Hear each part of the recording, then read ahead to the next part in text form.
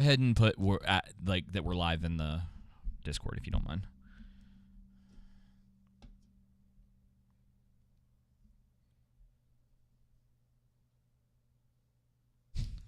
I just noticed that. Man, that's terrible.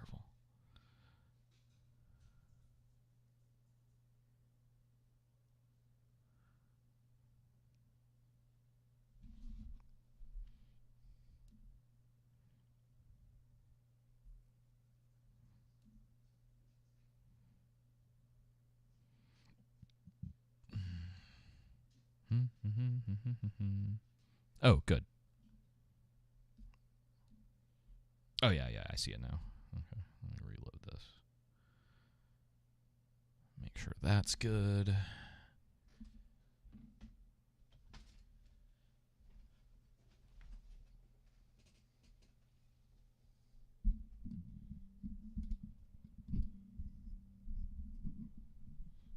Awesome. Everything sounds okay.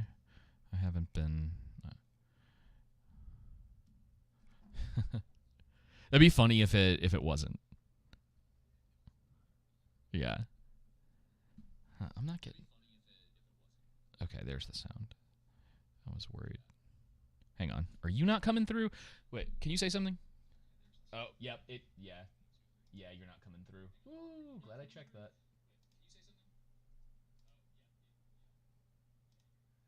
That would have been awkward. Just a little bit. Okay, you should be good now. Just a little bit. That would have been awkward. Just a little bit. Okay. I'm trying to listen to our audio. Yeah, you're coming through now. You definitely weren't before. I have to... So with the stream stuff, in order to, like, record things while I'm, like, watching them or... when we're doing this, I have to switch between my speakers and my headphones.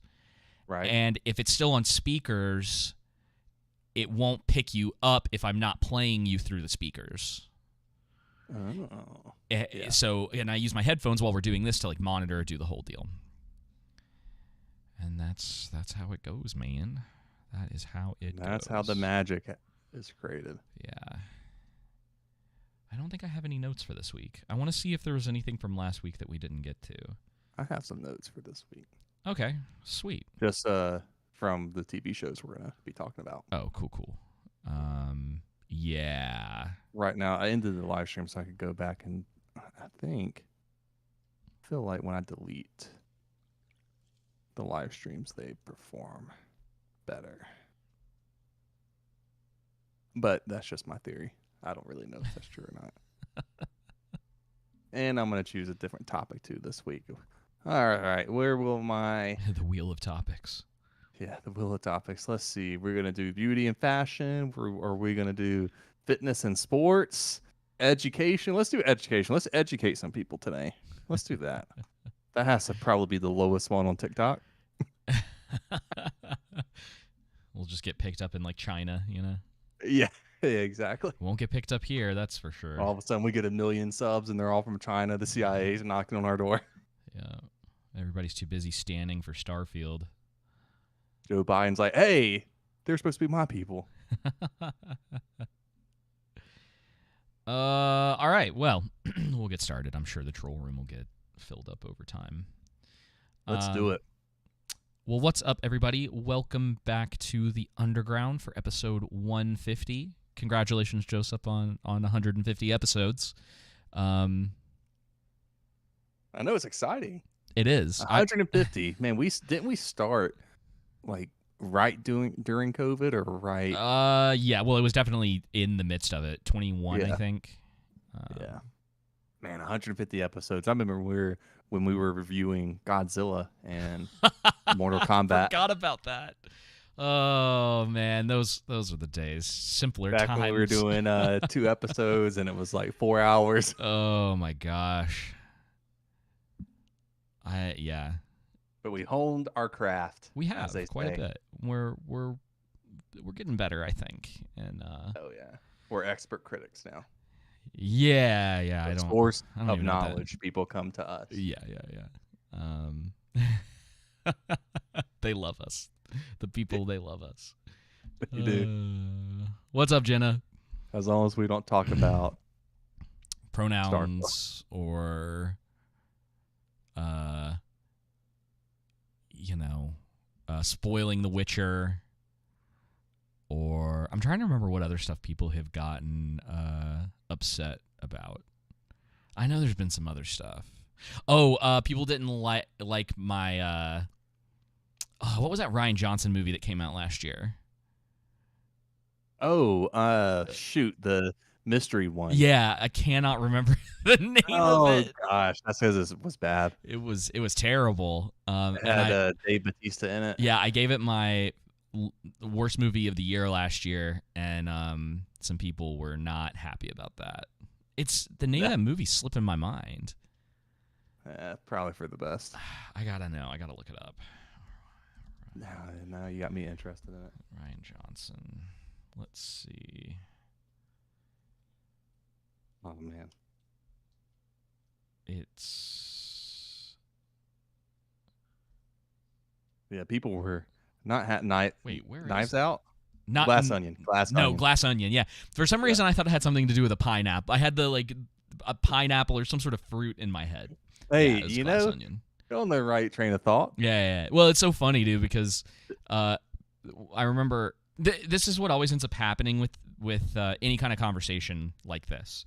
We try to be thoughtful and calm most of the time, and react to things or talk about like movies and television in a way that's like, hey, like let's actually have a discussion. Let's not let things get too emotional, because Joseph, my emotions and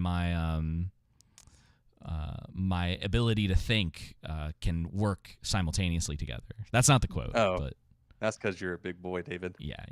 What was that quote from Barbie? I was watching. Yeah, you know, I can hold emotions and reason at the same time. Reason at the same time. Yeah, that's what it was. I'm glad you remembered that. Dude, this has to be a caricature. Like, Dude. That was so bad. I'm like, did y'all like? Sometimes people just don't think. Remember that what you Yeah. sent me this weekend? Please think before you tweet something out. It was that. That was the same thing with that line in that movie. I'm like, y'all should have thought about that a bit more. Yeah, that one, and then like, that one I sent you on TikTok of the story about the youth pastor or whatever. Oh man. Oh dude, that was bad. Yeah. You're just like, oh no. He was not thinking. Yes. Yeah. Keep it simple, Speaking folks. of not thinking, You know. I watched the newest Transformers movie last night. It's been in the back of my head to watch it. How'd it go? It's better to me than The Flash, because I couldn't get through the first 15 minutes of The Flash before I was like, yeah, nope, I'm not doing this. I refuse. The Flash is... I was sincerely thinking about this after finishing it. It is like on the edge of being worse than Indiana Jones. Ooh. Like, yeah. I think Indiana Jones is still worse, but I did not think that there would be a movie that would be within like range of Indiana Jones. Mm-hmm. And yeah, there is a it's pretty bad. I might have to eventually find a picture of this. There's a I feel, are we within? I'm spoilers for like 1 minute. So if you don't want any spoilers for The Flash because you haven't seen it yet, I'll be done in 1 minute. But I have to spoil this to be able to explain it. And if you haven't seen The Flash, don't worry about watching it. Just save your time. Yeah, I can't recommend it at all. I think it's definitely top 3 worst movies of the year for sure. Absolutely, without any doubt. One of the top 3. So we all know that Michael Keaton plays Batman in this. Yes. And it's kind of, the movie's all over the place. I mean, it doesn't, it's so, the first like hour, it's a 2.5 hour movie, I think. Let's see if they have the runtime on here. They don't, but it's Yeah, it's 2 hours and 24 minutes, so about 2.5 hours.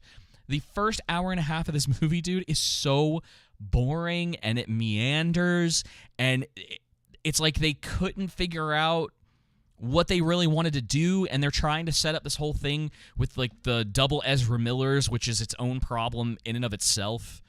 And he's like, Ezra Miller is so irritating in this, and then they put two of them in there, and there's all of these moments where you know that they wrote a joke, and then they're like, pause for crowd reaction. Yeah. And That's too good. you're just like, oh my goodness, folks! Like, and we are the number one neurodivergent podcast in the world, so we are allowed to say this. He acts like a spaz through like the whole movie, and to the point that I was saying, like, did they write him to be have some form of autism or like some sort of spectrum type thing? Because he's just like it's like. There's like something off-putting about his performance in that. But, okay, and here's where the spoilers come in. Spoilers. That could just be his private life seeping into the... Yeah, it could be. Oh, dude. Oh, man. Michael Keaton dies. His Batman dies. Yay! And it's supposed to be this like emotion-filled moment, and they show a picture, like, and so much of this movie is CG. And they show Ezra Miller like holding him, and the camera switches over to Ezra Miller's face, and it looks like you're looking at him through the other end of a bubble. So his face is all like stretched out, and it looks like his head is in a bubble. And dude, I started laughing so hard. I was like, "Who let this through? Like, who let this through?" They just saw that scene and they went, "Yep. Yeah, this movie's done. Let's do this. Perfect. Yeah. This is something that we can release." And all it makes me want to do, and spoilers over, all it makes me want to do is see Batwoman or Batgirl even more now. I need to start know. A campaign for them to release that movie. They let Flash into theaters, and Right. they wouldn't release Batgirl. And you're telling me that Batgirl was worse. Like, they're like taking Batgirl out is the omission that it is worse than the Flash, and I need to see this. Pretty bad. I need to see this. I also think now I saw an interview with David Ayer, the guy that did he wrote or he directed Fury, and then Suicide Squad was his next movie. I need to see the Ayer cut now. I need to see what this man made, because he has convinced me that they butchered Suicide Squad in the edit so much that whatever he put out was a significantly better movie. Man. And I need to see it. I need to know what it was. It'd be nice for them to release the Ayer cut now. I didn't realize that. I'm not surprised though, and I wouldn't be surprised if Warner Brothers did that. But if his movie, the Ayer cut, is 4 hours long, you can forget it. There's no way they could have done it. No, I think there's like all these people standing Zack Snyder. Look again. Yeah. I don't think Zack Snyder's like the best director in the world. I think he's a good director. I think there's with certain types of properties, but yeah, that Justice League movie, Josh Whedon's, was infinitely better in my opinion. I didn't really care for either of them. I didn't either, but that whole DC. Much less, if I'm gonna have to choose one to watch over the other, it's definitely not going to be the 4 hour black and white one. Yeah, like in almost 4:3 aspect ratio. Like, that was I remember when that thing came out and I turned it on, and it's in this it's in that format. And I was like, what is this? And because I think The Lighthouse came out before that. Now, The Lighthouse is in a similar 4:3 format. Now, I know those aren't the exact dimensions of at least Justice League, but the idea with The Lighthouse, it was intentional, very intentional with The Lighthouse, because you were supposed to get the feeling of watching an old-timey black and white movie that isn't in like modern widescreen with, like very cinematic. It was supposed to purposely be that way, which is one of the reasons why that movie I like that movie so much. What up, Matthew? It's okay. I hope Melanie's doing okay. Yeah, I hope she is. Good old Bible time. I'll have to check it out. Um, I think she's reading like a chapter a day that's pretty cool. or something like that. Yeah. That is. Yeah, I've seen some of her stuff on social media. She's got a good voice for it. Anyway, yeah. So yeah, Zack Snyder's. I find him to be incredibly pretentious. He seems to. That's just because you're not an Artur David. Oh yeah, exactly. Yeah, I am not an art. You know, I could never in my life make something like Army of the Dead. Would never happen. I hope Dave. Rebel Moon is one of the best movies, just to make Dang, it that much worse for you. Listen, no. Here's the thing: is if he made something and it was legitimately excellent, I'd be like, great. I'm happy that you have made something that I want to go back and watch. And I like some of his older stuff, but I think he is 300. Yeah, I think 300's a competently made movie. I think it actually holds up pretty well. It's a lot of fun to watch too. And Didn't he make Noah too? No, that was the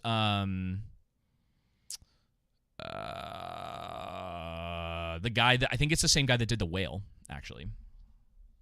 That explains that. Noah.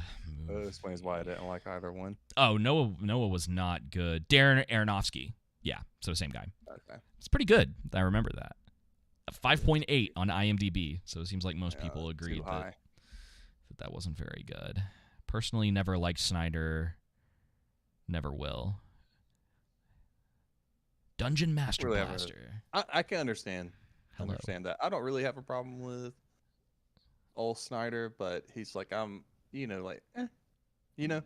Yeah. He's good with what's that position called? Director of photography. He's really good with, for the most part, with setting up a scene. Well, he's got vision for sure, or at least the people around him help him with that. Because like that's the thing is like I wouldn't be able to confidently say where a lot of that is coming from without being there.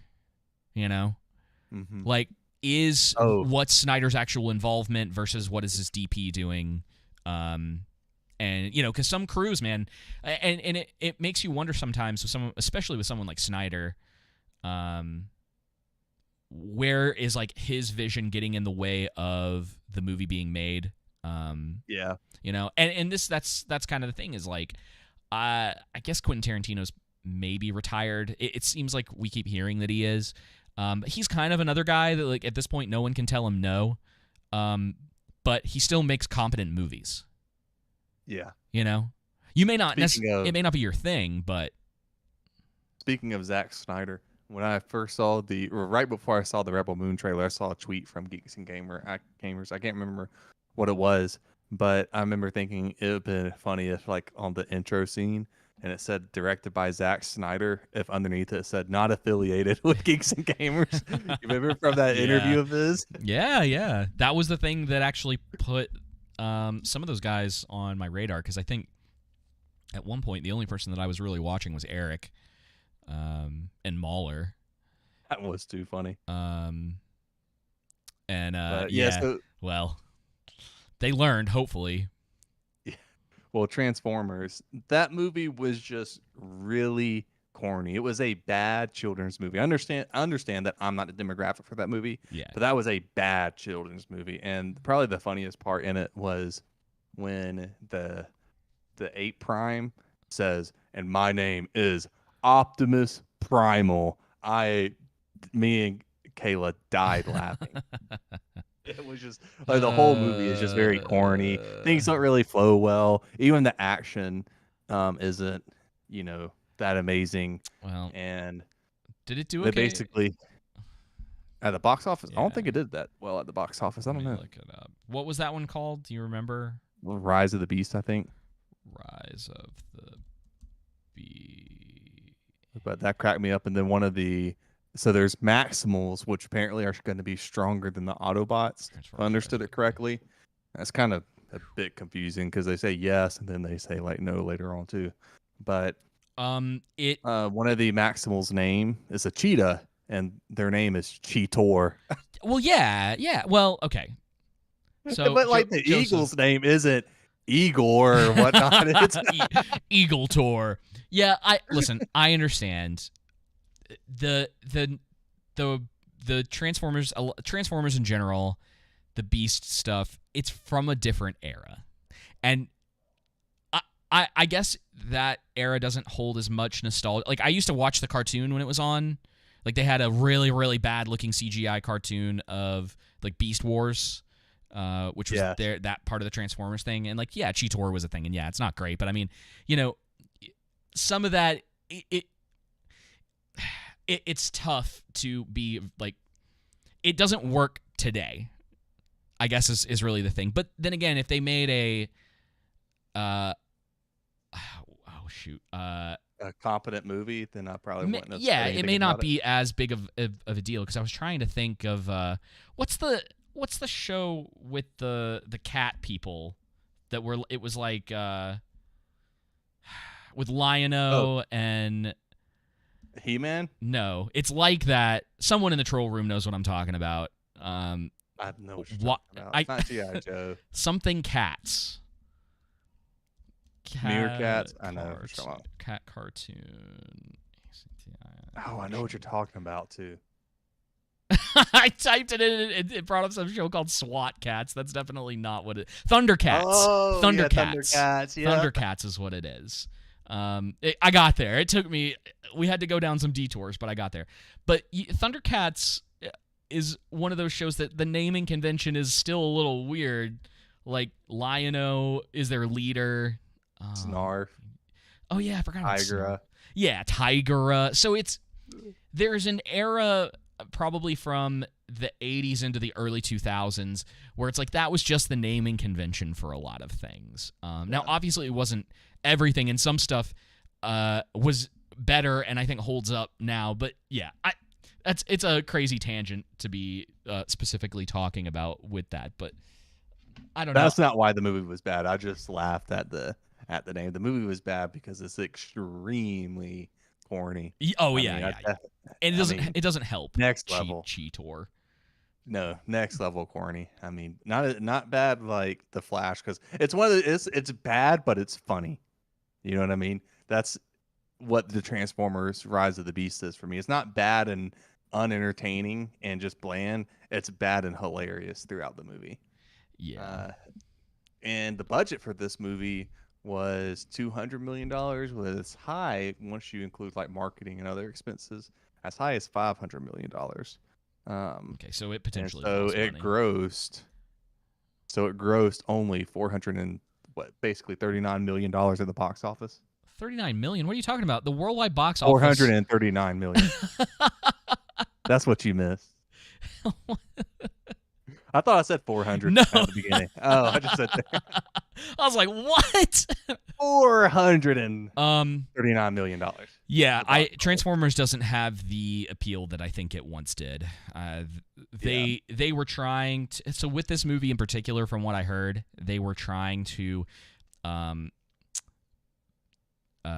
ride the nostalgia of the 2008 movie, because most of the kids who went to go see that now are like in their 20s. And so they were trying to hit that age range of like, oh man, I really liked that first Transformers movie, and maybe they fell off and they weren't thinking about it. So it's like trying to be some sort of nostalgia for them. And then now well, I mean, I don't know how who knows how most of them felt about it, but if it was anything like it was when Kingdom of the Crystal Skull came out in 2008, I think it was 2008, 2007, I think it was 2008. Excuse me. And everyone was like, "Oh no, what was this?" I feel for him, because it seems like history just kind of repeats itself. That's interesting, though. All right, you got to watch it. I will eventually. I have to actually start doing some things in my life that I enjoy on the kind of like entertainment side, because, and we're not there yet. We're going to talk about it. Wheel of Time almost broke me. This episode, dude, it almost broke me. I was about to just be like, we can't keep doing this. And we'll get into that, because I looked into some stuff. I watched bits and pieces of Desperu's videos, and he did help me confirm a couple things that made me feel better about the fact that I couldn't figure out what was going on in those first 3 episodes. Yeah, because it's all out of whack, dude. Yes, there are characters in this season that aren't even supposed to be there. Like, they don't exist yet. And they, like, spoiled this most recent episode, dude. If what they revealed is true, they just spoiled something that I'm 3 books into the Wheel of Time, and they just spoiled something that hasn't happened yet.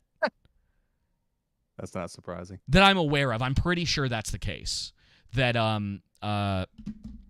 what's her face?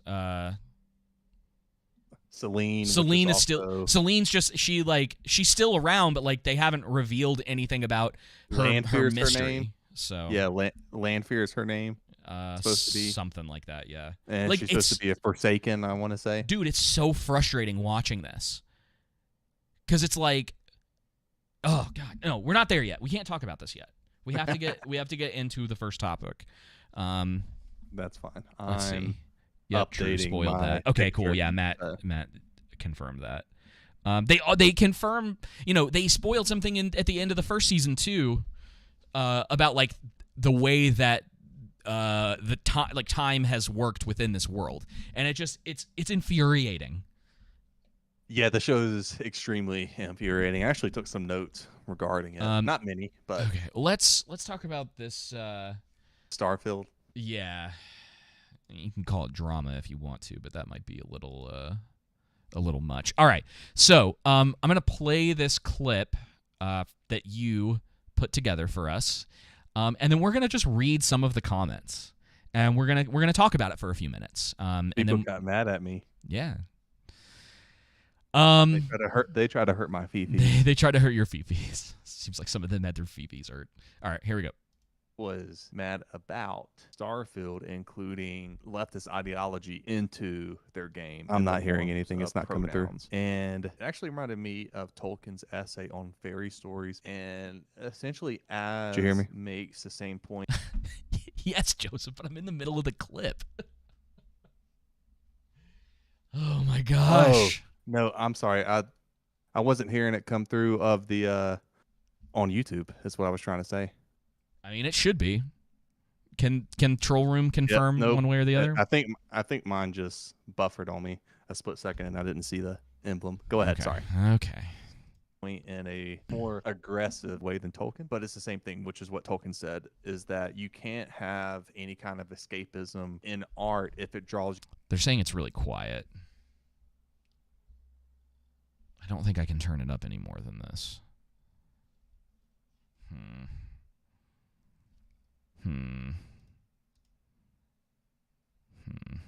Okay, I'm gonna have to. There's no way you can turn it up, you think? No, my desktop audio is already up as high as it'll go. Oh no! Doing it live. I know. I'm gonna have to teach you how to boost the audio on these things, I think. No, I mean, I did boost the audio. I bumped it up to almost 100. You back to the world you're escaping from. A person is not going to be able to escape from it. It's going to break their immersion if it represents in any type of way the real world and stuff we have going on right now. And Az is completely right. And people who think, well, it's just pronouns. I mean, if somebody wants to play the game, they can play the game, no big deal. But you have to at least be able to acknowledge how this has drifted into every single form of entertainment, and not just entertainment, every aspect of our lives. He was mad about Starfield. Okay. So your take isn't anything. I mean, you're not screaming, you're not yelling.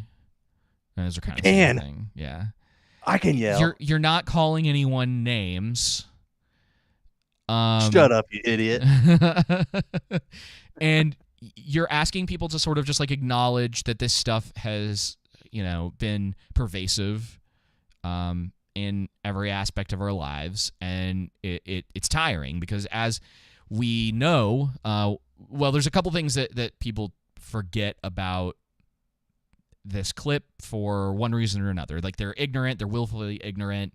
They're just trying to feed off of controversy, whatever the case may be. Because as his whole rant came like 7 hours into, I think, his second stream. I don't even know if it was the first one.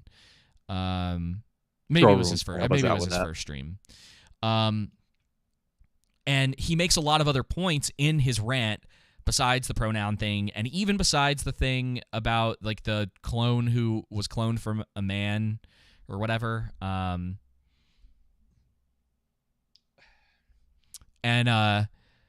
you got a lot of quite a few comments from this. So Joseph, have you ever heard of making mountains out of a molehill? I have.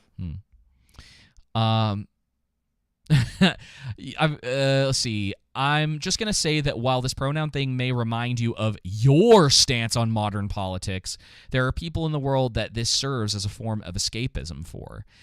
Getting that little extra bit of control in character creation can make a world of difference.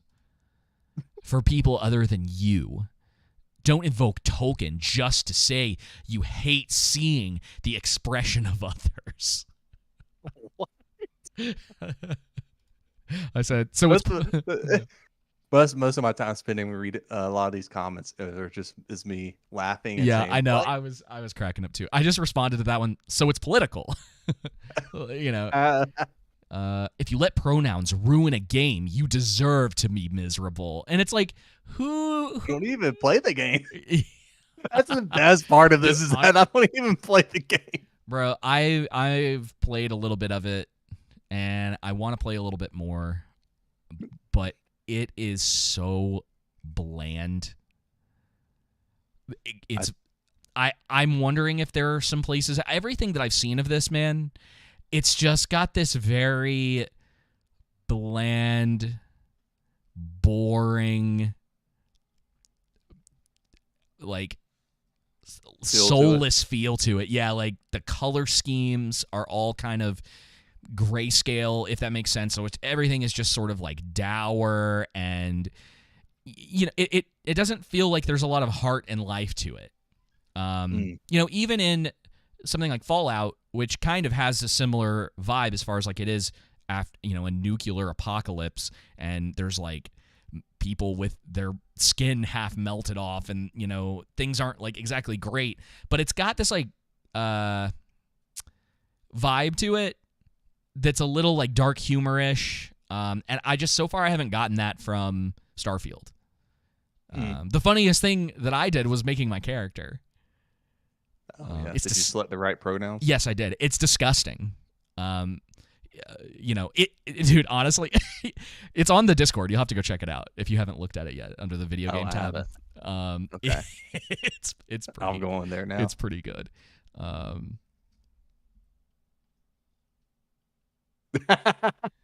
That's great. That's disturbing. It's pretty gross, dude. But yeah, it's like, okay, so let's see what else we got. But yeah, no. Go ahead. Who's the gaming company behind this? Bethesda. Okay, and they're the ones that created Fallout, right? Yeah. Didn't they? Yeah. Fallout, Elder Scrolls. Those are really the two big ones. I'm sure there's some smaller stuff that they've done that I might not be thinking of. A lot of the comments, or some of the comments we got too, were just people being like, I didn't let it affect my enjoyment of the game. You're dumb if you did. And I'm like, I literally said in the clip, if you listened, it's cool. It's cool if you want to play the game. Yeah. No one is talking about whether you are allowed. And this is the same. It's a different topic, dude, but it's the same, like smooth-brained comments that we get from people where they're just putting words into your mouth, my mouth, whatever the case may be. They're not actually listening and engaging with what is being said there. They're trying to go straight in for all of that stuff. I did like this one. This guy said, "My pronouns are His Majesty." That usually gets him. And I said, "Thank you for gracing us with your time, sir."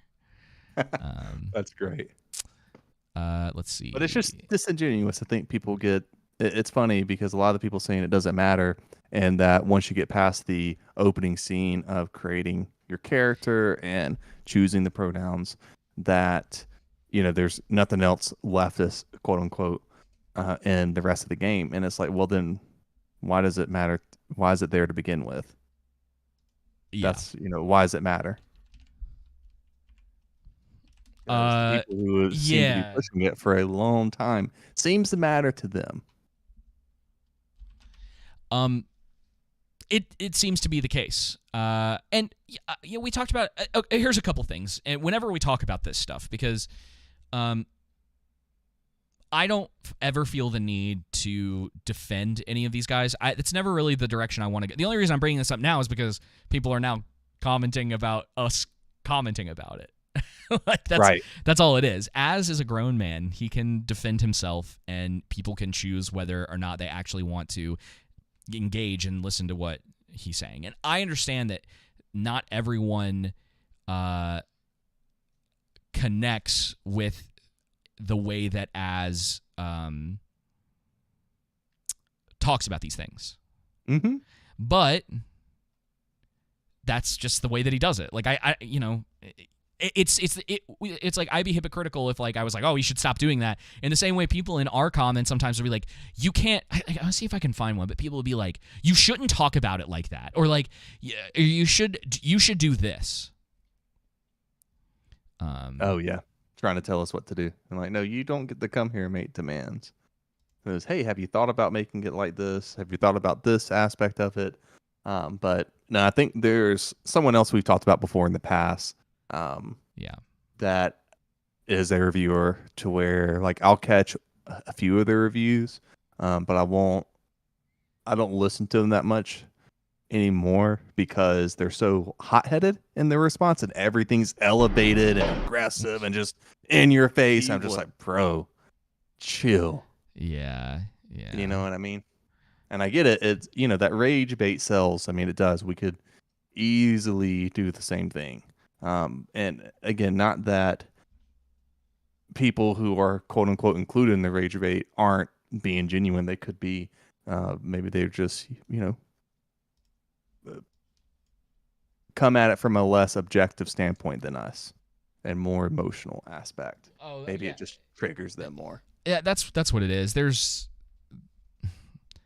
I think it's rare in a comment section to actually see someone trying to be like, well, here's where I'm at with that, Yeah. Or and anytime hey, I get them, I heard you. Yeah, sorry, go ahead. No, anytime I get comments like that, I try and thank the people for, hey, you know what? Even if you agree with me or disagree with me, whatever, I appreciate the well thought out response. Yeah, and instead of, where was that one? That was reading. Yeah. What Tolkien said there is nonsense. His very own story had so many concepts taken from real life. I got two more that I want to read, this one and one more. And it could still be escapism. People who are mad about the option to choose your own pronouns are just fragile little bigots. Yeah, that's what it is. That has to be a bot. Maybe. He's got some like anime profile picture, so who knows? Oh, yeah. And then this one. So every RPG is bad because it has the sun, which reminds us of the real world. That's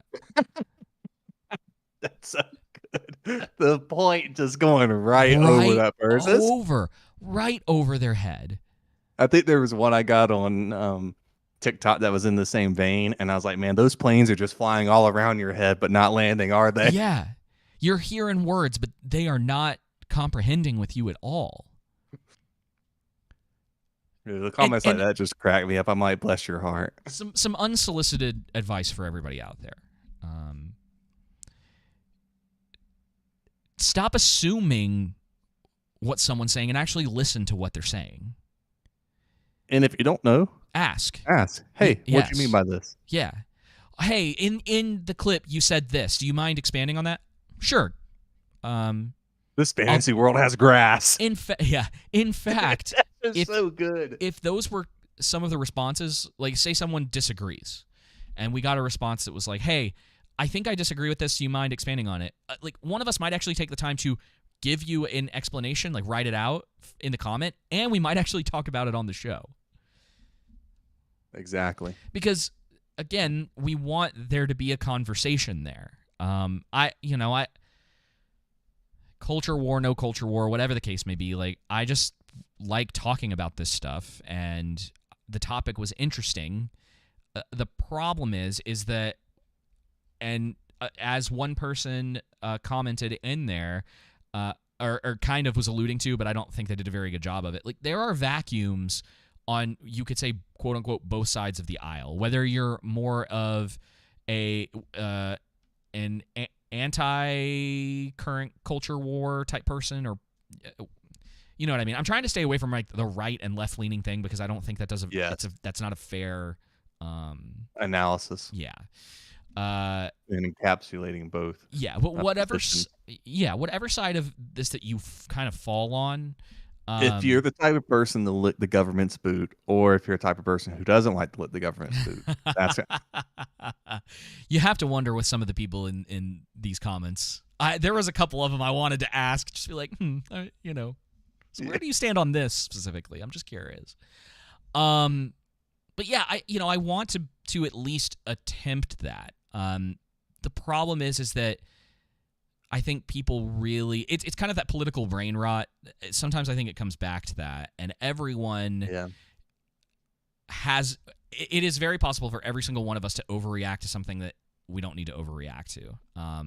But I think I'm going to stake the claim for now that Az was genuinely frustrated with this.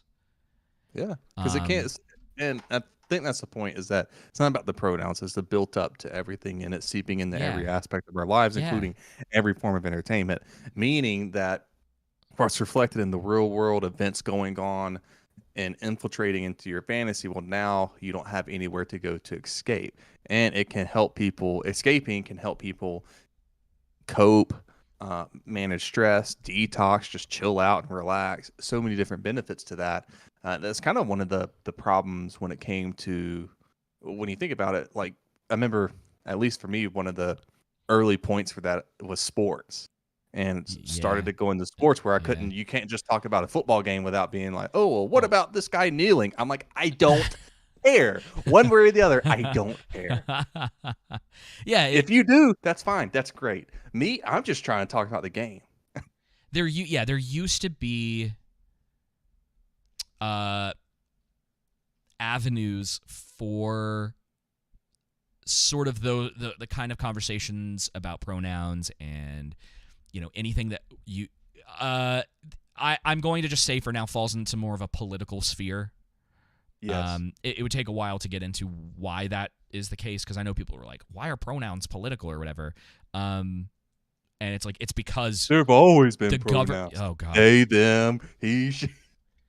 And that's such a disingenuous argument, because what is being talked about there. Well, there hasn't been one of them I saw was the Mongolians don't have pronouns in their language, and then there was another one like, 1,000 years ago they didn't have pronouns. I'm like, dude, can we just not act like that this isn't weird in the past like few years, like this hasn't come up?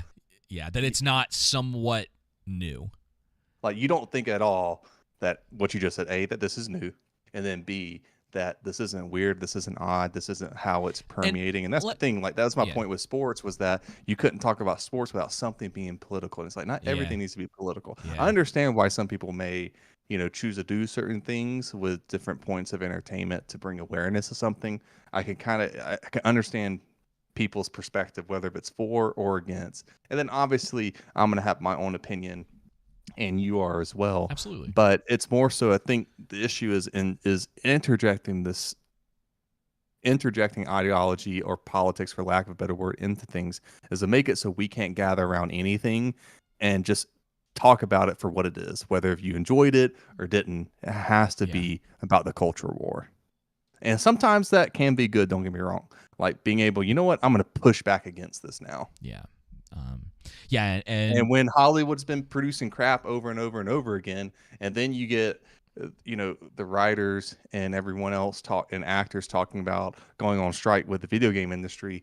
I mean, when you've been producing a bunch of crap instead of good content, that's what's going to happen, is people are going to start pushing back, like, okay, enough with your crap, literally. Yeah. And it's one of those things that a lot of the comments have this like sit down and shut up mentality, Yep. Which is something that, especially after the last couple of years, I am not fond of. No, because of where that energy comes from. I had something I was going to say, and now I don't even remember what it was. This stuff is everywhere. I don't know if some people just aren't paying attention to what's going on in like public schools and stuff like that. Though I we don't have much of a presence on Twitter, but I had tweeted something the other day. It was like, man, some of these like independently wealthy people who won't stop talking about getting your kids out of public school really need to put their money where their mouth is. Yep. Because there's a lot of these, like, one of the things that drives me crazy about this is, like, nothing's ever going to change if, like, the people who are just, like, screaming about it aren't giving you alternatives. Say what you will about Eric July's comic book stuff or whatever, but he was like, this sucks. Okay, I'm going to do something about it. And he did. Yep. He put his money where his mouth was. Now, you may not 100% like everything that he's put out so far or that he puts out in the future, but he's attempting. And he's trying to craft a solution. Yes, and I appreciate that, and I hope that's something that continues to happen down the road with people. And that's what Maj always talks about, is being a solutionary. Yeah. But obviously the money's got to be there.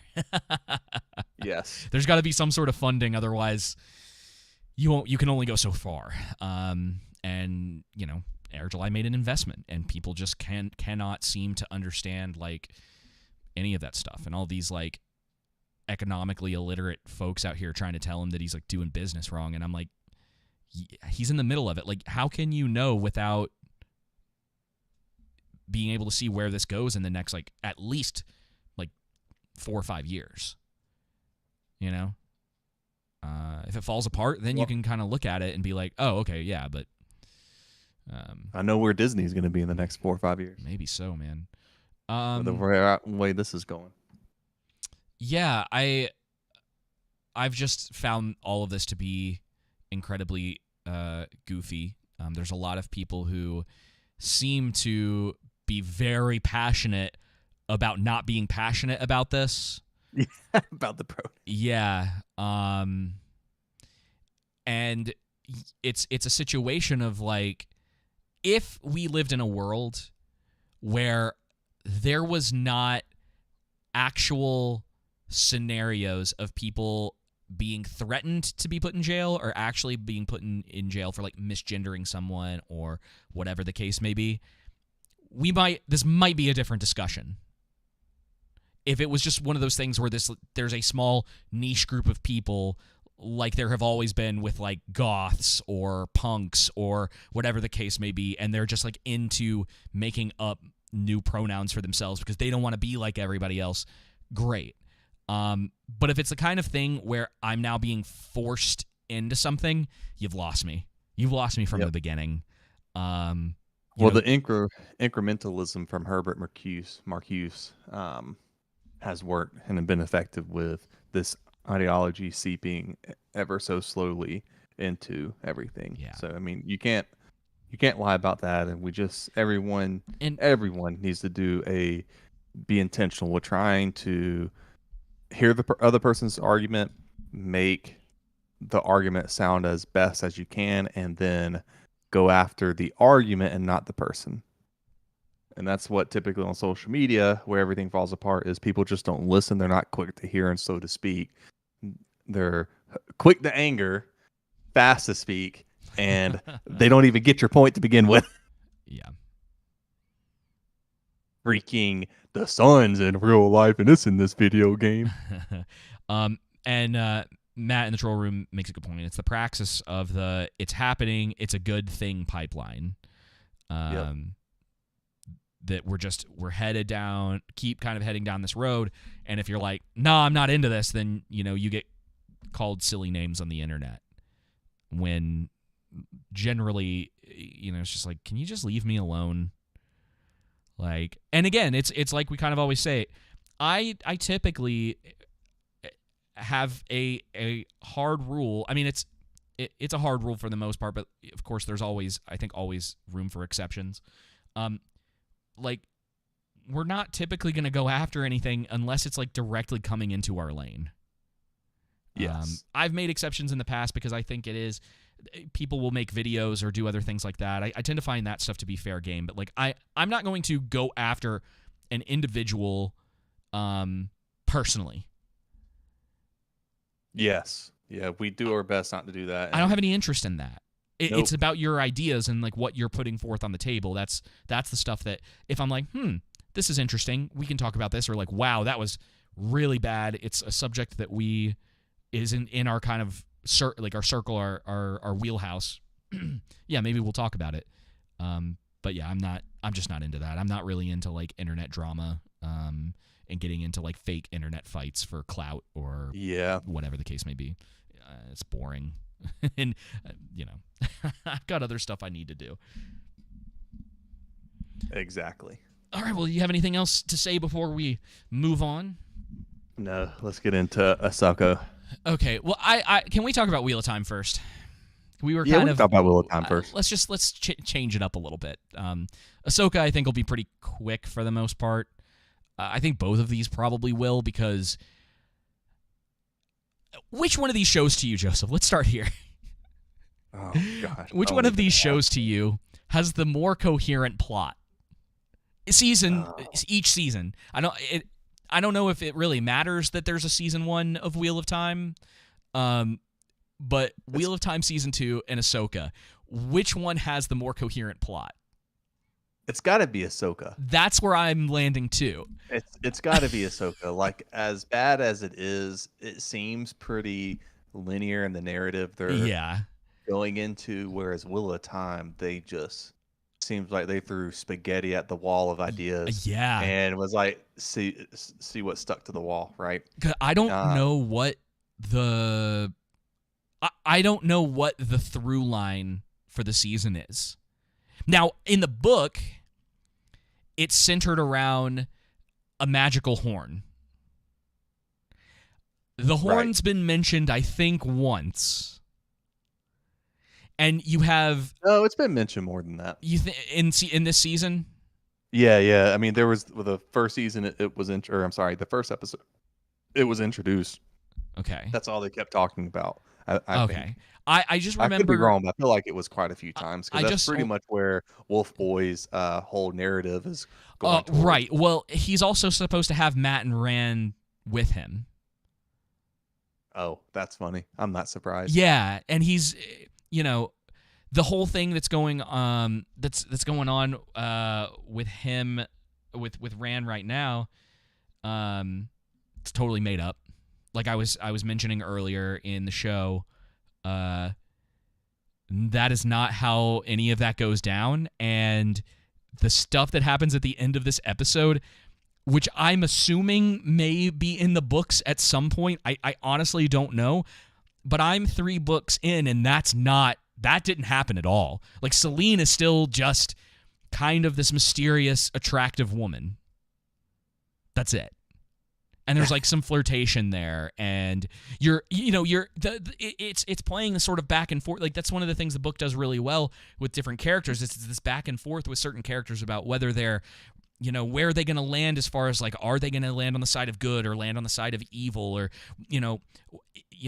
are they going to continue to fall into their destiny or not, and will they, won't they, and all this kind of different stuff that's pretty typical for narratives, but it's good stuff. And in this, I'm just like, what? And it's everything's so sudden, or like, and nothing is subtle too. By the way, it cracked me up at the beginning of the episode.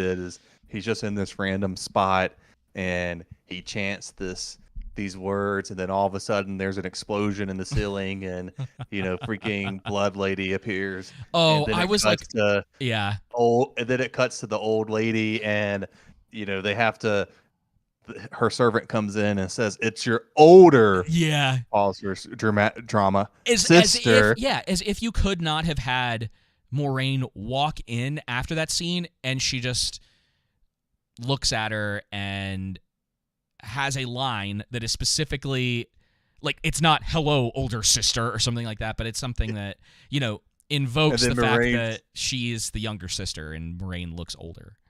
It's so funny too, because then Moraine's like, hello, little sister. I'm like, guys, we get it. Yeah, we get it. Lorraine is her older sister, but looks younger. We understand It's that, obvious. Yeah, we understand that the Aes Sedai live a long time and they can make themselves look prettier. It's not the first time this has been done. The Witcher does the exact same thing. Like Yeah. it's dude, I can't believe that this season is worse than the first one. But it is Hey, possibly far worse.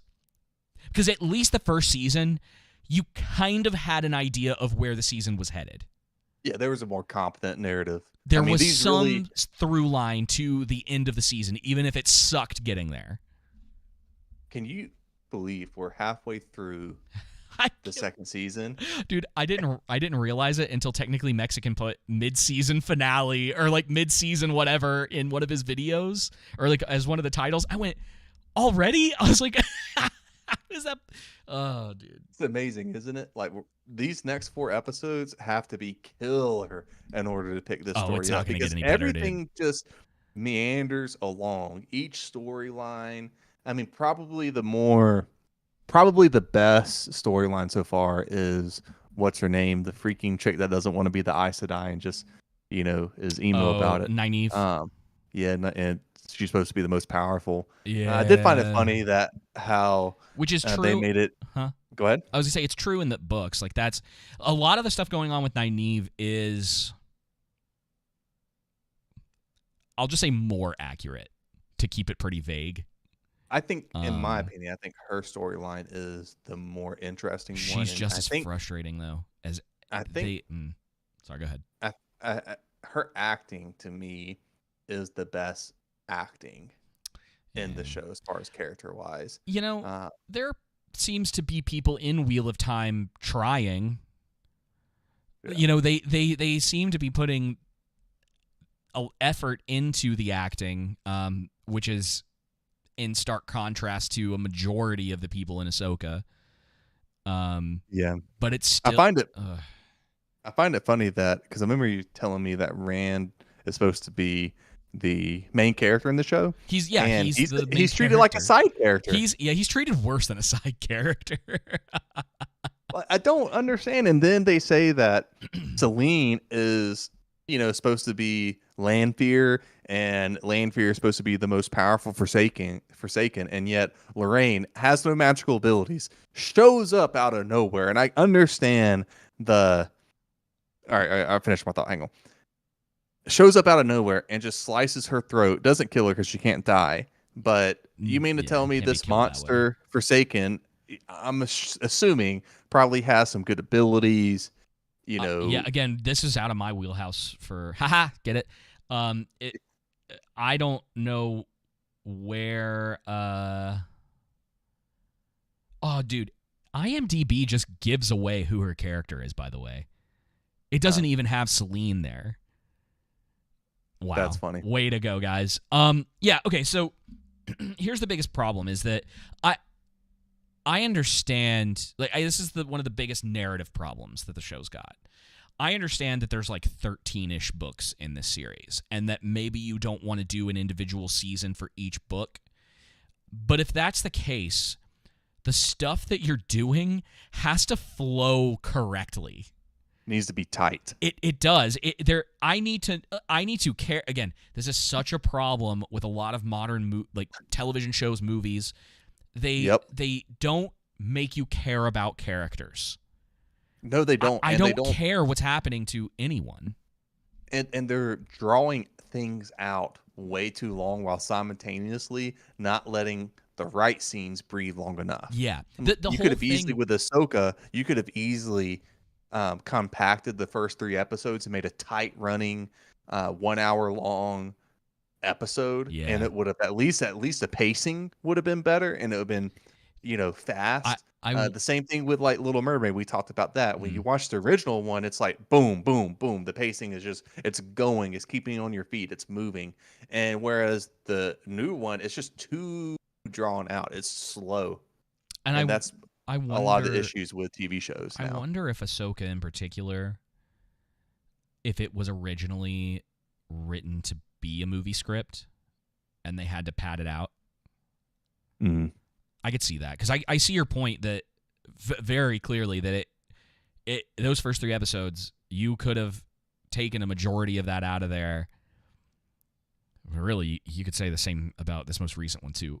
But yeah, with Wheel of Time, it's kind of a different problem. There's a ton of material that they could use and a ton of interesting points and plots that you could skip some of the stuff that maybe is a little too long for television, or I say television or movies because, Lord of the Rings is a good example of that.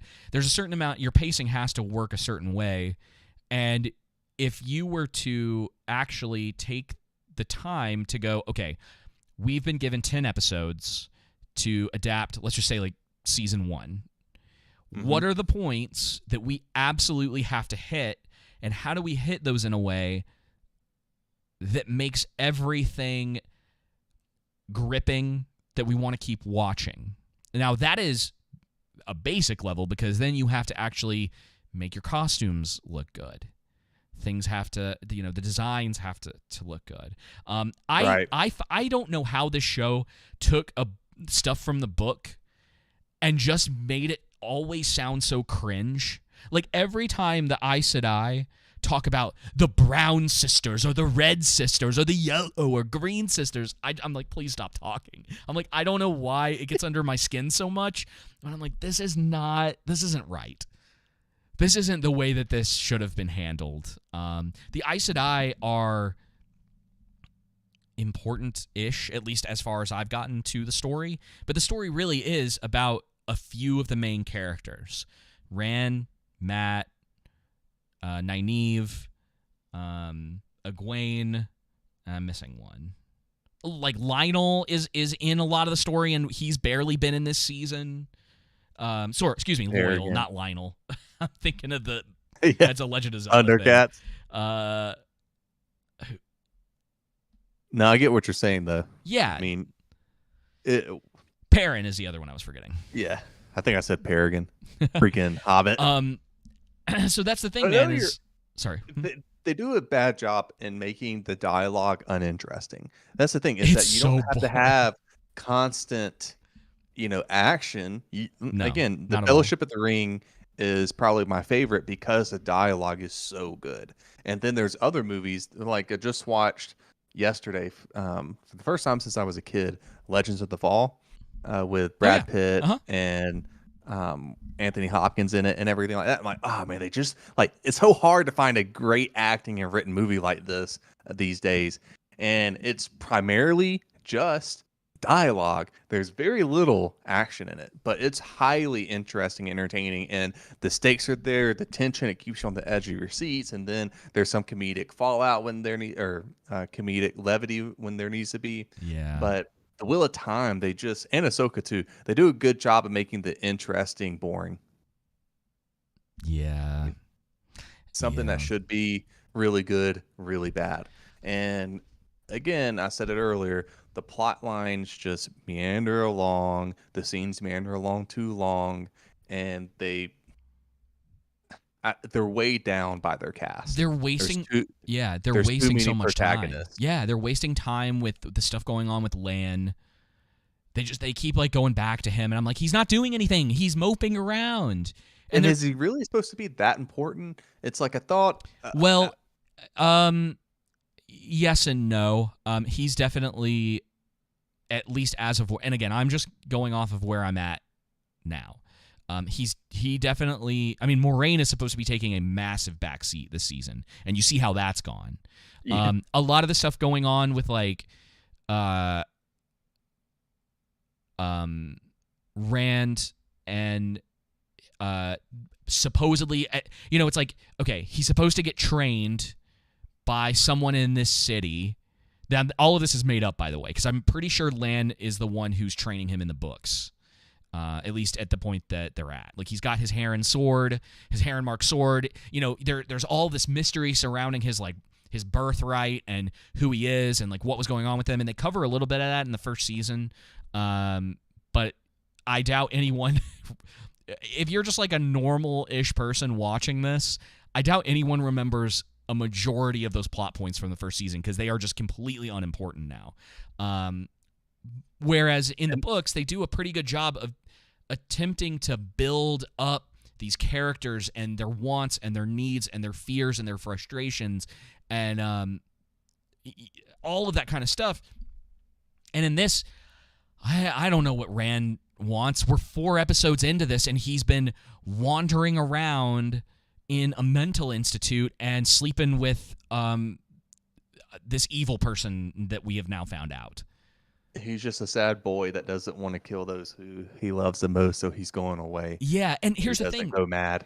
That's the. I mean, there's. It should That's work. fine. Yes, it should work, but it just doesn't. Yeah, it's okay. It's like there's supposed to be this fear in him of how powerful that he is. I think that is a completely justified aspect of his character, but they just don't know how to handle it.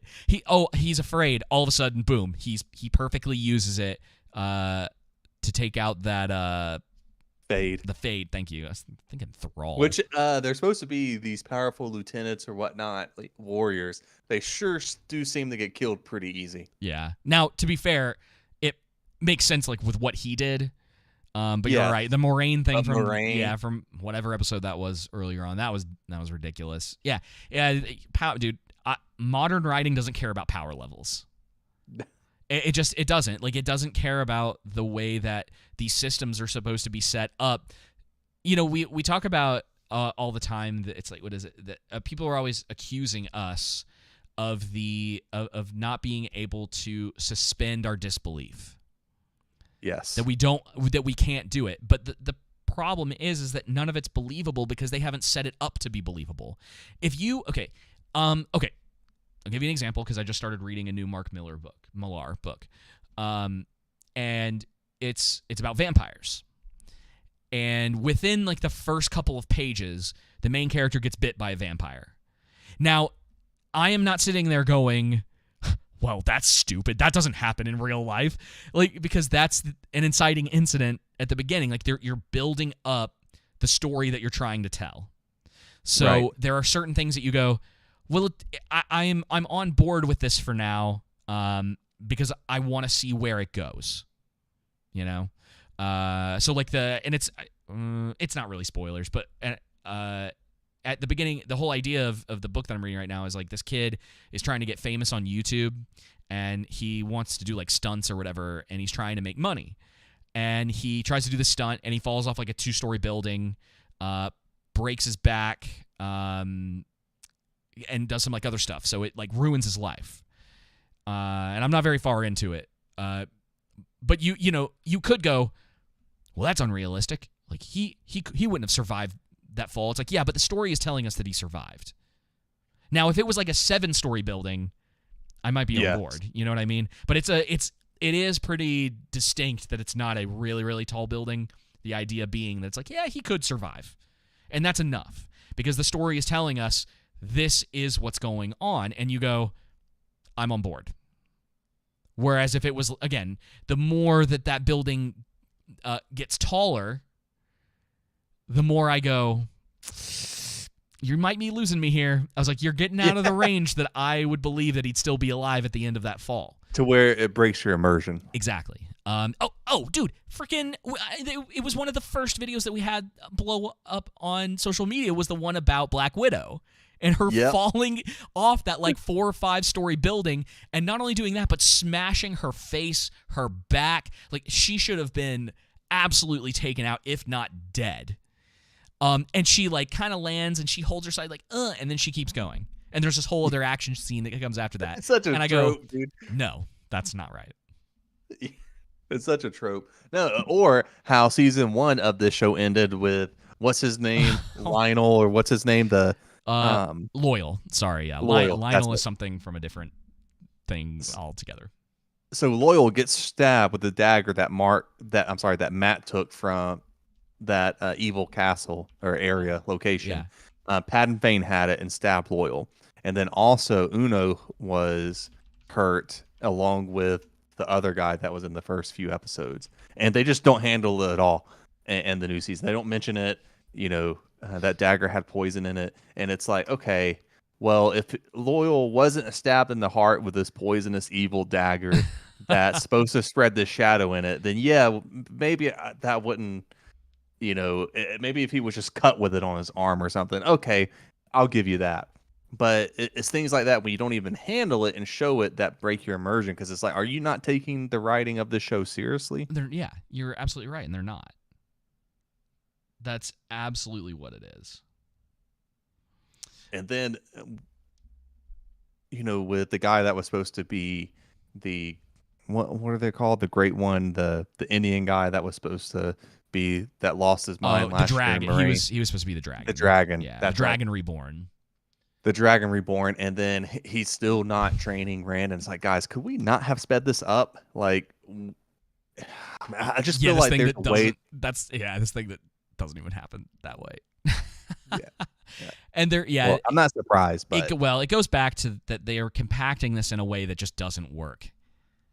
I get what they're attempting to do, but when we're almost at the end of season 2 and Rand hasn't even started any of his training, and just somehow that's just dumb. he uses he uses the source like perfectly in that instant and seems like fine with it. And I'm wondering if that's ever going to be brought up again, or they're just like, cool, he could use it now pretty well. We're moving on to the next point. Forget him getting trained at all. Like, we're just, none of that even matter. I mean, and that's the thing, man, is none of this stuff matters. It's so funny because you're like, it just, I've never claimed, and I do not have like the best knowledge of this series. You have not done anything except watch this show, and the show clearly has not done a good job at teaching you what you need to know to be able to understand what is going on. No, and that's the thing is, I wouldn't be watching this new season if it wasn't for the podcast and us reviewing it. Oh, and I watched it, and here's the thing: I watched the first season like 2 months ago, right, for the first time, right. 2 or 3 months ago, because I refused to watch it all last year. After you watched the first 3 episodes and told me not to bother, I'm like, okay, I'm good. And I forgot. I knew I was gonna have to stomach Rings of Power. I watched the first 3 episodes and was like, nah, I'm good. And then eventually, for some reason, went back. It must have been after Rings of Power. I was like, well, because one of our frequent criticisms is that we get is that we're critical of everything, and it's like, well, one of the ways we try to counteract that is, and then also too, because we just don't want to keep watching things that we ourselves just don't enjoy, is, well, we try and slip in things that we think, hey, there's a good chance that we're gonna like this. That doesn't always happen, but for the there's a good high percentage that it does. And so that's why we didn't review this last year, was because we just finished reviewing some things that we were pretty critical of. And then I think we started talking about Arcane, which helped us, and then we were going into the Rings of Power and some other stuff, and Halo, I think, too. And so it's like there's only so much we can stomach as people, and we ourselves prefer to watch good TV shows and movies. We don't want things to be bad. I would much rather this show be successful for Amazon. We're gonna have. I think at some point we're just gonna have to take like a month and pick some interesting movies and just talk about them for an episode, like one a week or something for like a month. Because after all, like I cannot not be bothered with this stuff. It's getting to that point where it's like, it's not, at least with something like Rings of Power or Halo, they're bad, and there's things that you can like joke about. Like, this stuff just sucks, and there's nothing redeeming about it. You can laugh about, because you can't laugh about Master Cheeks, Yeah, you said, and there's nothing like that. And then there's nothing with Rings of Power that's Galadriel getting hit with a pyroclastic flow in the face. Yeah, nothing to laugh at. Well, we can find things in that are interesting to talk about as to why it is bad. Wheel of Time, for instance, does not even do you the favor of having a like constant story going on that is like, this is happening, therefore this happens, then this happens, like action reaction type stuff, which is pretty common in writing. It's like I I guess you could take even Ahsoka at least gets some of this right, where it's like some dark Jedi or whoever attack a ship that sets off an event of the Republic now being involved. They get Elsbeth, whatever her last name is, out, which is something that Ahsoka is going to care about. So you have an action, there's a reaction to it. It's weak, and you can kind of see where the weakness comes in when you start trying to break stuff down like that. Yeah, because then the senators are like, even though this person's been broken out of jail, and even though on this other planet, they've been building, huge starships to destroy planets. That's not an emergency situation to, hey, all hands on deck. Let's go. Yeah, no one was aware that on this like Republic run base that they were building a starship to get to another galaxy completely. Like that's bigger flags. Yeah, that's bigger than all the starships they make for their own fleet. Yeah. Yeah, it's why, like, one of the reasons I like breaking this stuff down beyond just kind of the enjoyment that you and I get talking about it and the entertainment of like making fun of things or genuinely enjoying talking about something that's good, is that we really do get to break down that on a basic level, like a beginner's level of some sort of how you create a story like this, it's not that hard. Which is something I'm trying to get across to a lot of people. Now, there are aspects that separate someone from being at the beginner, intermediate, advanced levels, just to put it into those kind of terms. It's the same way with cinematography and DPing and lighting and, pick your poison. There's going to be that, and that, like, the more that you do that, the better that you get at it.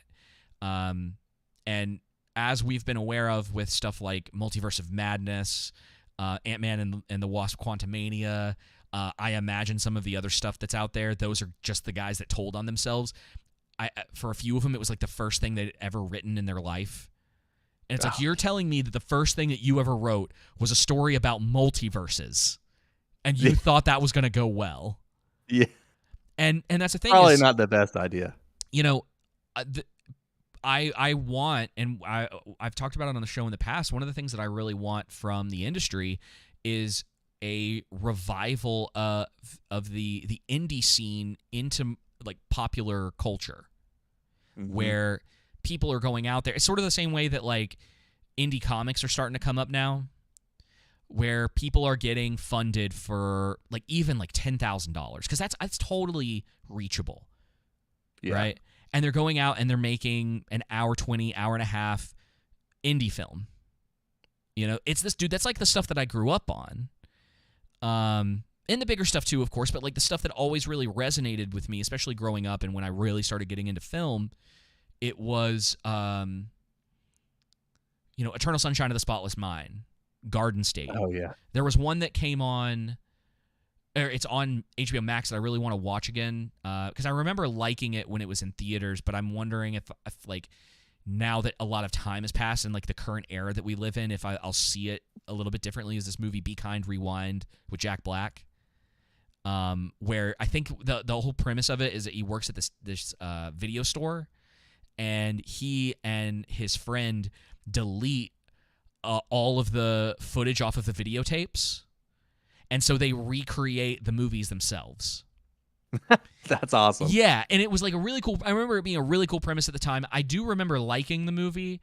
I wasn't in love with it, but it's on what is now Max, what used to be HBO Max, because everybody's got to change their names now for no... Oh, it's so frustrating. It's on there, so I'm going to give it a watch. I was going to watch it this past weekend, but I got caught up doing other stuff. But stuff that you can make on a much smaller budget. Like that has heart, like Clerks, for example. Sure, and that's where he got to start, and then like people sort of lose that. Like Rian Johnson. Now I haven't seen Brick in a really long time.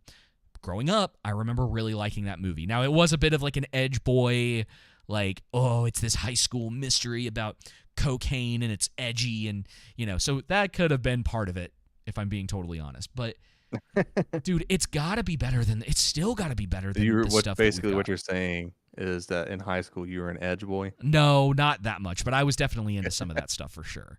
It wasn't like major, but I definitely enjoyed like a lot of that more than sort of your typical mainstream stuff. And I think I still do. I mean, we've talked about it before, but like Love and Monsters. Oh, Love and Monsters. I don't was know if really you've good. seen it, but maybe now and now that I'm on this topic, it might be a good thing for us to do. There's one called the Kid Detective. That Oh, I came don't know out. if I. Yeah, I think I remember you telling me about it. I don't know if Um, I I watched it or not. I remember thoroughly enjoying that movie, so I want to watch it again, and that's relatively recent. So there is stuff with smaller budgets that's coming out, dude. It's insane to me how much. Hang on, can I take a second to do this because I was thinking about Love and Monsters now. Love and Too bad there's not a second one of that coming out. there Probably were good that it's rumors for not. a while, but I with the writer strike and everything going on now, I don't know. Maybe it's better that we never get a sequel. You know what I Yeah. mean? Yep. What we really need is a reboot of Pirates of the Caribbean. Okay. That's what will get audiences to the movie theater. Love and Monsters had a budget of $28 million in Oh, 2020. dude. $28 million. The And the movie was CGI isn't that great, but the storyline and the character development, the characterization, I mean, all let me of that see. helps the lack of a CGI budget. Yeah, Jenna, he was the guy from Maze Runner. No, he was the guy from Fury. Thank you. Is That's he how in we remember. is he in that Yeah, too? Oh. he's the spoilers, by the way. He's the only one that survives at the end, the young kid. Oh, yeah. I forgot he was in that. Yeah. Hang on, I was gonna look this up. Because there's some information on there on Google that was kind of throwing me off a little bit. $28 million budget. Flash reportedly was what, 200? Yeah, so you take that and say 400 to 500 million dollars once you include marketing and knowing that Warner Brothers, along with all of them, lie about how much their budgets actually are. Yeah. So Love and Monsters 300 million. Oh yeah, so what like because you probably if it's 28 million, double that. Let's just say 60. Yeah, it made back its budget and then some. So yeah, these numbers are a little weird. Now you got to remember that if this was supposed to come out in theaters, it didn't because Of of the red, of Roe, the coof, of the vid, of the Rona. lockdown monster. Yeah. But then it has this like opening weekend. Oh, never mind. I was reading that wrong. Yeah. So it didn't make its money back. Now, easy enough of a write off. This is a weird time for a movie like this, Yeah, but could be an example of a movie that what it made is not indicative of how good it is. right. Because Just like Ryan Johnson's Star Wars. Yeah. I'm just kidding. let's see. But yeah, No, I yeah. think there's definitely okay. There's definitely some movies that Fall into that category that they Yeah. didn't do well at the box office, but they were actually good movies. And then there's other category of movies that do well at the box office but aren't really that good. I can't even. That's the thing too that people don't understand is that with these superhero movies, when they're doing 200, $300 million budgets, they're not trying to make $800 million. They're trying to make $1 billion. Yeah. Whereas a lot of this stuff, given the right opportunity, you don't need to do much, and I miss that. And you know And that's why there's that horror film. I didn't watch it that came out recently. Quite a few films actually that have had low budgets that have been successful. Yeah, you're talking about the Terrifier 2. Yeah. It made a ton of money on like a crazy small budget. You you probably about didn't. Ahsoka though? Yeah, we can for a couple minutes if you want to. I don't know if we need to like dive super deep into this at this point. I think it's the better episodes out of all of them so far. It's probably the best one. I enjoyed seeing what isn't his name Ray Stevenson, Uh, the guy who plays Baylor. you know, I had his name in my head until you asked me. That's okay. I'll You gonna look it up? I'll IMDb it. Yeah, Ray. I think it is. I think you are correct. I think so. Basically, all I was gonna say was that I very much enjoy his character, especially the dialogue he had with Ahsoka. More so, yeah, it's Ray Yeah, Ray Stevenson. Stevenson. Um, especially with him saying it always this is inevitable, isn't it? It always ends like this, to where he's trying to be like, I don't want to fight you. You know, he sees like there's this, I don't even want to call it like, yeah, there's this reluctance to fight, that there's some level of uh, would you say respect that he has for Ahsoka? Maybe not for her, but for the past, Yeah, for the Jedi Order at one point. He doesn't talk in a manner of total disrespect. that's a Maybe good way to put maybe it. disagreement. And he's just a man on a mission. He's like, Yeah. he doesn't have any ill will towards her, but it's more of, I want to accomplish this good for what he, I want to accomplish this goal for what he believes is the greater good. Yeah. I think it's still overall weak, but it's not his fault. No, It's the way the show's written, and the fact that, like, bro, when you sent me that thing that Grace Randolph, that was what I was gonna pull up. And it's all just because of what's his name, Hayden Christensen. Is that the only reason she said that? It has to be. That's the only thing I could think of. Let me see if I mean, is it the best episode so far? probably, of but Ahsoka? come on, It is. that's But such a stupid. it's just an all right, like below average type episode on its own. Oh, here it is. Here it is. She says, Peter Ramsey. I don't fire. Who is Peter Ramsey? Is I that a have no character in the, or like an actor? I don't know who Sure. that is. Wait, hang on. Peter Ramsey. Hang on. She tagged Peter Ramsey. I'm looking on IMDb and I don't see it. Oh, that's the director. He directed this episode? Yeah. He also Dude. directed what's it called? Spider-Man Into the Spider-Verse. Rise and of he the did Rise of the Guardians, Minority Report. He directed Minority Report? Yeah. Is it a hot take that I think wait. that movie sucks? Are we talking? on. We're talking about. No, he did not direct that movie. Oh. Excuse me. Well, He only still. directed Into the Spider-Verse and Rise of the Guardians. Okay, so he's like, all right. Is Into the interesting. Into the Spider-Verse is the first one, right? Yes. Yeah, Across the Spider-Verse is the second one. I like That's that. why I I felt like like that movie. that this episode felt tighter to me, and the pacing was better. Yeah, dude. And the editing was a bit better. Like right before it would cut to right before a significant scene would happen, then it would cut to a alternate scene happening simultaneously right before the big scene and go back. It seemed very much Grace Randall. more in the essence of Star Wars than anything I've seen in a while. I would agree with that. It tries. There's some moments, but it's so. This is the problem. Is that, like, it comes back down to, like, the believability of everything that's going on. Right.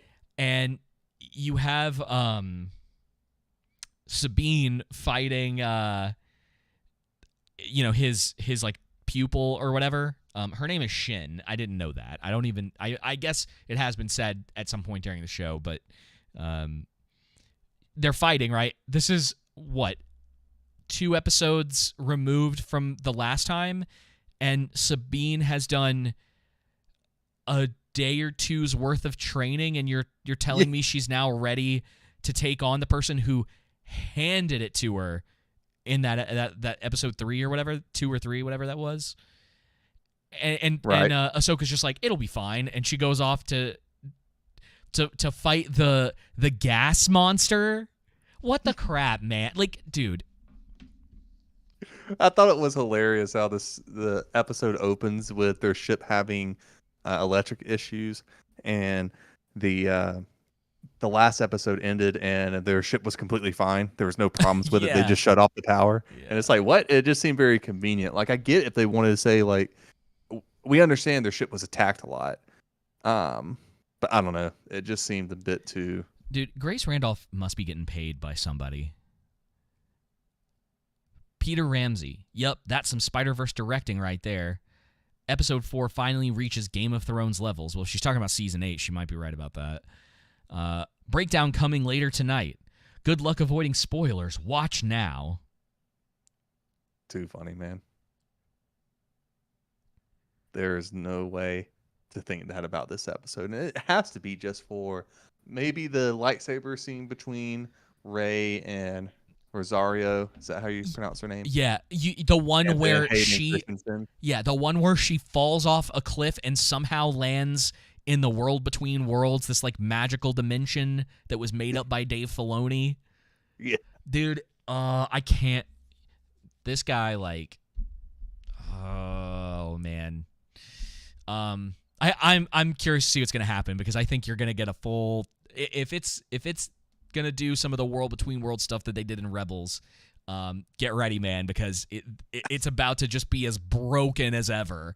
Like it... Dude, it's the writing and character choices in this episode and in this show is just unbelievable. Yeah. Jenna was saying that the fights look clunky, and I tend to agree, because I don't know if they have choreographers like mapping this stuff out for them. I agree with that. And if they do, I don't know. There's just some I don't know, man. Like I can't.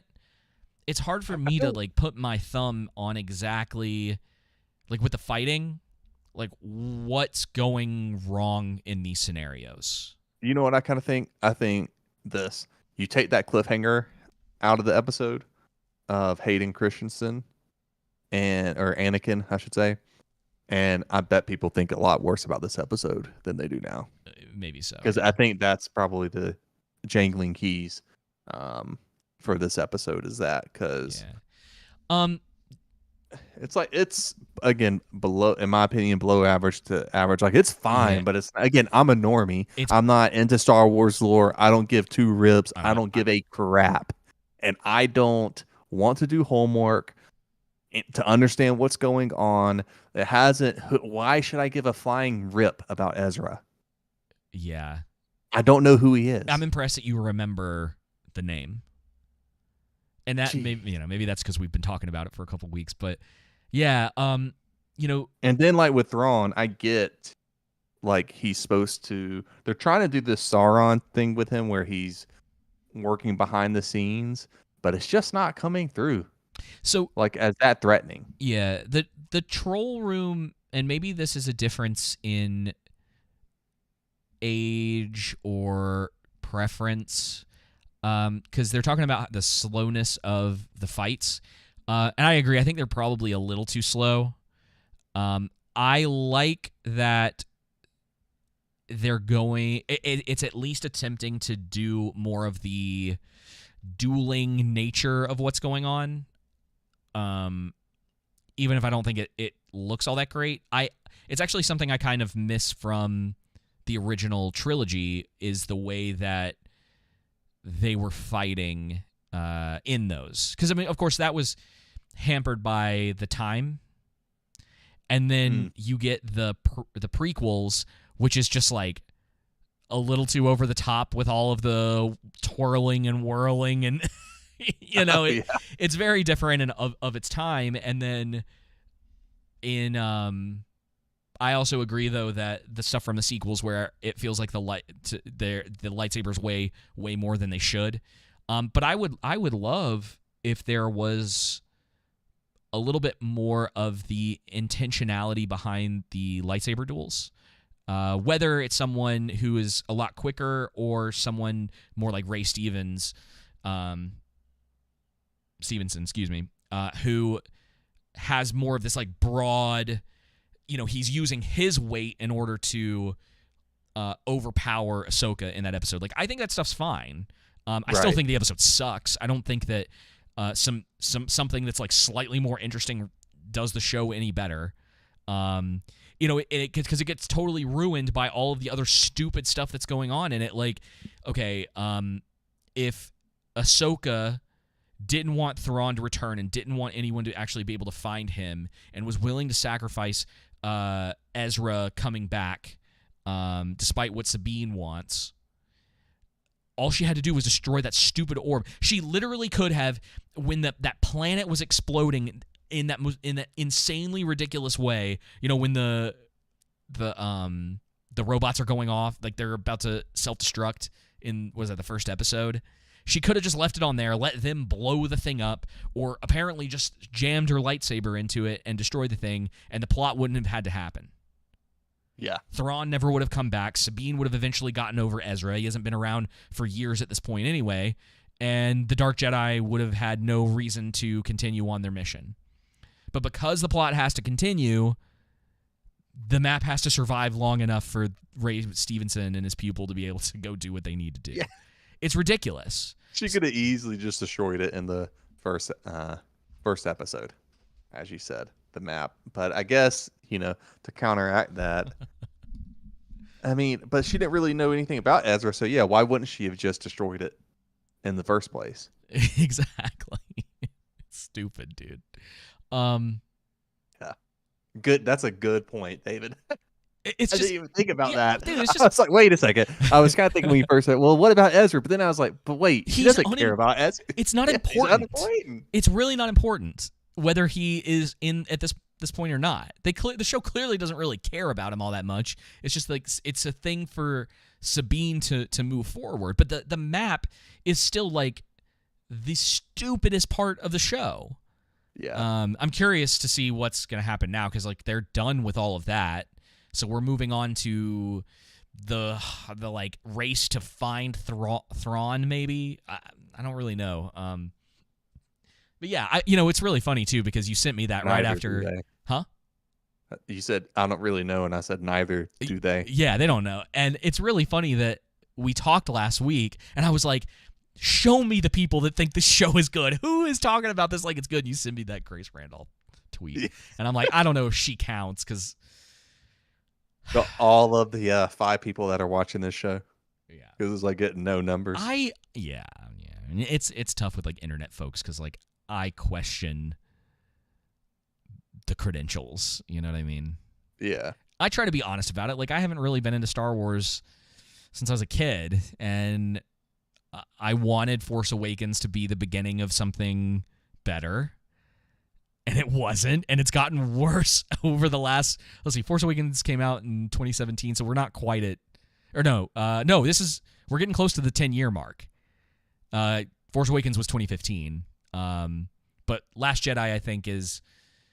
I like the way Rag said this on EFAP a while back. He said that Force Awakens has soured with a lot of people over the years. But it was The Last Jedi that was the actual death. So it's like, you know what I mean? And they were kind of using this analogy of like someone who, had acid poured on them, was shot in the heart, was stabbed as well. And then you're like, well, what was the thing that actually killed him? It's like maybe it doesn't really matter. But I think The Last Jedi that was the death knock. You know what I mean? Yeah. That was a thing that where was a nail in the coffin. Yeah. Because it was very easy to just be like, look, sure, the first movie has got problems. It's basically A New Hope again. Let's see what they do. Let's see where they go. And then I remember getting out of The Last Jedi and be like, I think that movie sucked. It was that moment for me of just being like, maybe everything that I thought that I knew was not true. And I wonder if I still have the review that I did for the podcast I was on at the time. Because I think I it. I think I had seen it twice before we reviewed it. I can't quite remember. But I was like questioning so much about that movie and went back to see it again with a friend. And was like, I was like, I have to see this again. I have to know where I'm going wrong with this. Like, is it, I was trying to be hopeful about it at the time. See where we've come from there. Just seeing it again and be like, no, it's bad. I was like, this movie's bad. It's not. I was like, I'm definitely not wrong about that. And then, it's led to where we are today, Joseph. So, Hope man. has left these lands. Yeah. And then, dude, had to go see Rise of Skywalker in theaters. And I'm sure I've mentioned this on the show before, but there were like people clapping in the theater when it ended. And I literally was like, stop clapping. Don't clap for this movie. It's like, what's wrong with you? Oh, man. It cracks me up, man. When people clap in the movie theater, I just always die laughing. I'm like, come on, let's just watch. Especially it's like when someone that is going to be introduced and they're introduced and then everybody just goes wild. I'm like, guys, just watch the movie. Like, we knew this was going to happen. It's not like it's a surprise. It's fun in some stuff, like when the crowd's really hyping things up, but it can definitely mess with your ability to like objectively look at something. And you have to be able to see that like there's a difference between having fun in the theater with something and whether it's really good or not. Yeah. It's kind of like with Meg 2. Like, I had fun in the theater, but yeah, the movie's not good. Yeah. It's like there is a difference. Like, I'm not gonna, if someone was like, well, was Meg 2 good? I'd be like, no.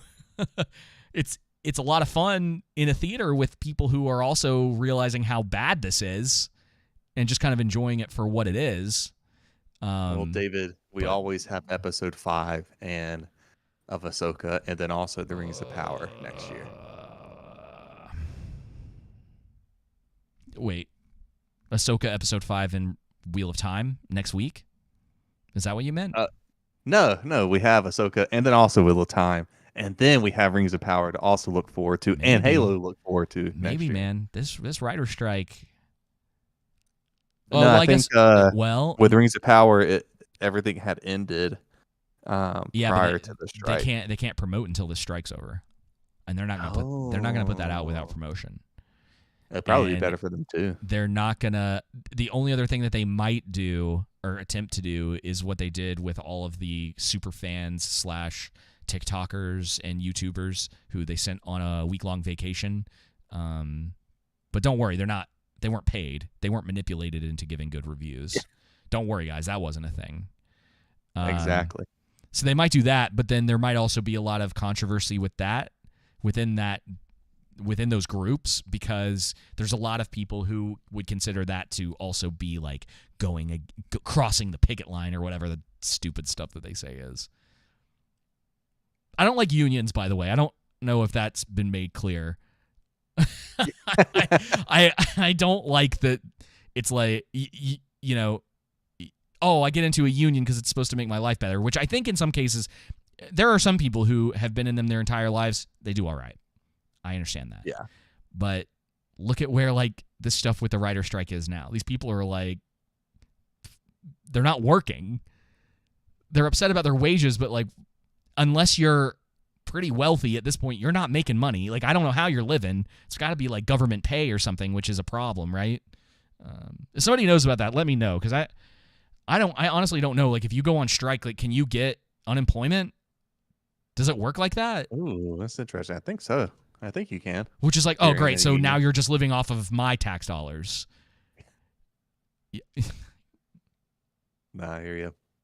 But yeah, so not a lot to look forward to this week, but it is what it is. Maybe by some stroke of a miracle, Ahsoka episode 5 and Wheel of Time episode 5 will be amazing, but I doubt it. And Jenna's right in the troll room. The UPS seems to be continuing to function properly. I don't know. I don't know what the deal is on that end and why none of these other ones can get their stuff together. You know what I mean?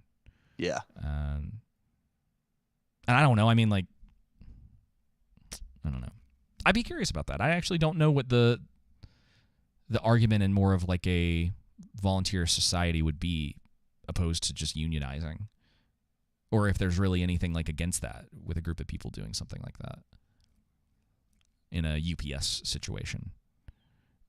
Either way, it's interesting to think about. Yeah. that's a topic for another time. I'll think about that a little bit. Maybe I'll do a little research.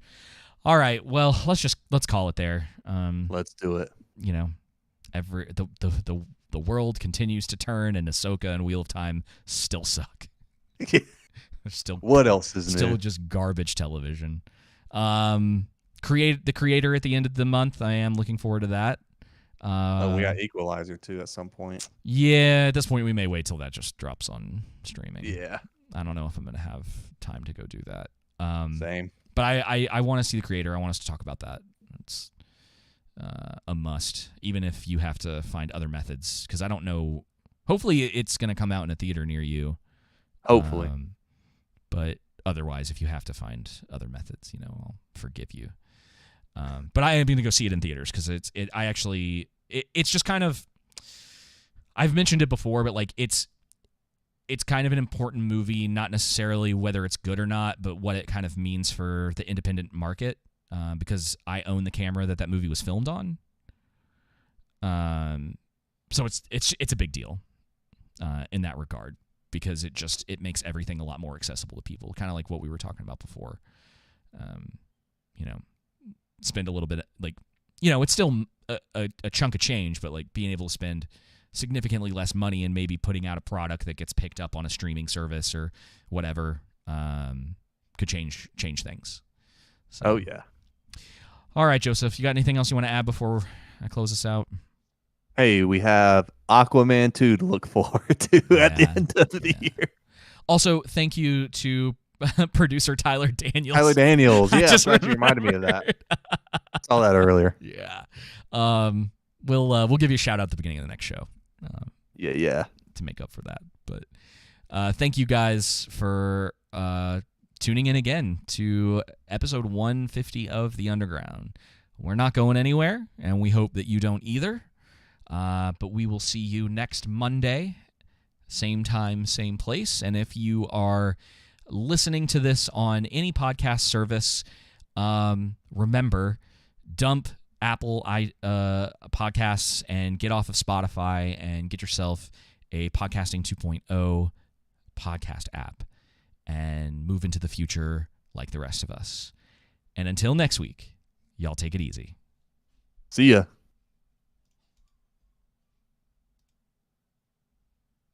Good episode, man.